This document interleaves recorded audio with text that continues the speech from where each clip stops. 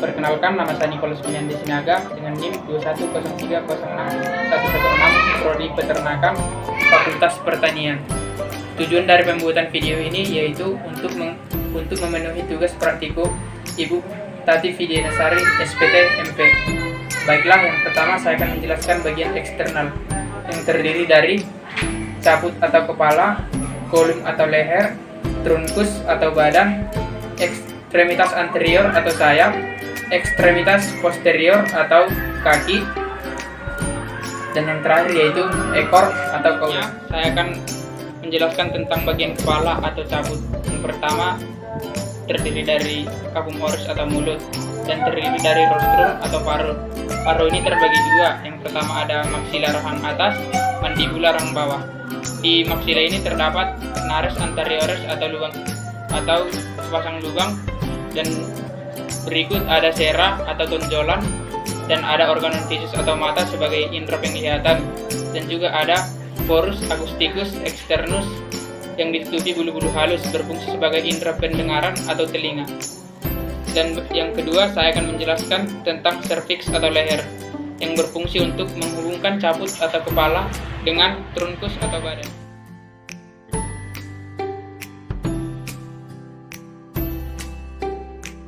Saya akan menjelaskan tentang anatomi bulu.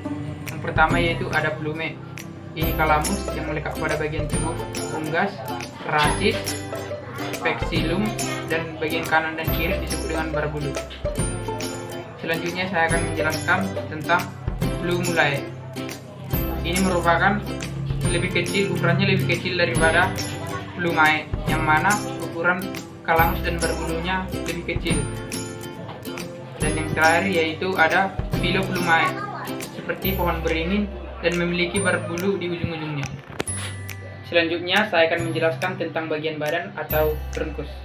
Trunkus ini menurut letaknya terbagi menjadi 5. Yang pertama yaitu tretrikes atau bagian yang menutupi badan. Yang kedua yaitu retrikes, bagian bulu yang terdapat pada pangkal ekor. Yang ketiga yaitu remiges, bagian bulu pada sayap. Yang keempat yaitu parapectrum, yang terdapat pada bulu yang terdapat pada bahu. Dan yang terakhir yaitu alspuria, yang terdapat pada digiti atau ibu jari.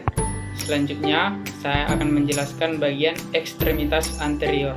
Yang pertama ada humerus, tulang lengan atas, radius, tulang pengumpil, ulna, tulang hasta, Osca carpalia, tulang pergelangan tangan, carpometacarpus, tulang telapak tangan, dan digiti atau tulang jari. Selanjutnya saya akan menjelaskan bagian ekstremitas posterior atau bagian kaki. Yang pertama ada os femur atau tulang paha, yang kedua ada patella atau tulang lutut, yang ketiga ada tibiotarsus, tulang kaki bagian depan, fibula, tulang kaki bagian belakang, dan ada tarsometatarcus, bagian tonjolan pada kaki. Dan yang selanjutnya itu ada phalanges. Phalanges ini memiliki 4 jari, dan di phalanges ini terdapat selaput yang berfungsi untuk berenang di dalam air.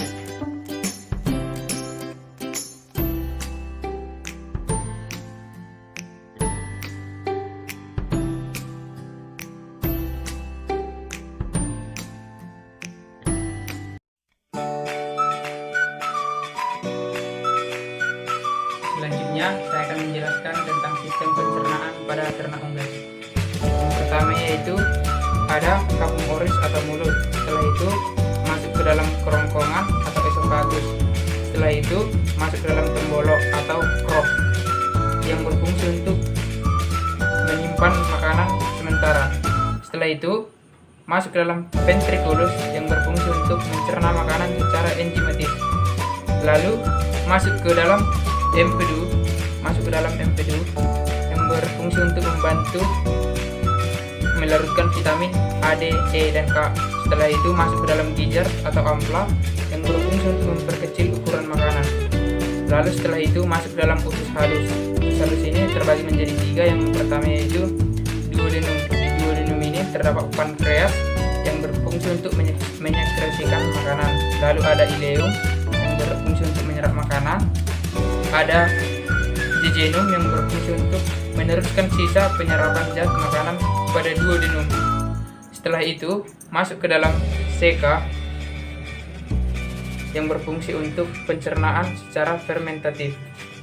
Dan setelah diseka masuk ke dalam kolon yang berfungsi untuk tempat menyimpan sementara kotoran. Setelah itu dibuang melalui kloaka. Selanjutnya saya akan menjelaskan tentang sistem pernapasan. Yang pertama yaitu ada nares, lubang hidung, kemudian ada kapung oris ke mulut, lalu glotis atau lubang sebelum laring, lalu diteruskan ke laring, bronchiolus, dan terakhir yaitu pulmo atau paru-paru. Sistem urogenital. Yang pertama yaitu ada ginjal dan ginjal di kanan, dan ada juga ureter dan ada kloaka. Selanjutnya saya akan menjelaskan sistem saraf pusat. Yang pertama yaitu ada cerebrum dan juga ada cerebellum.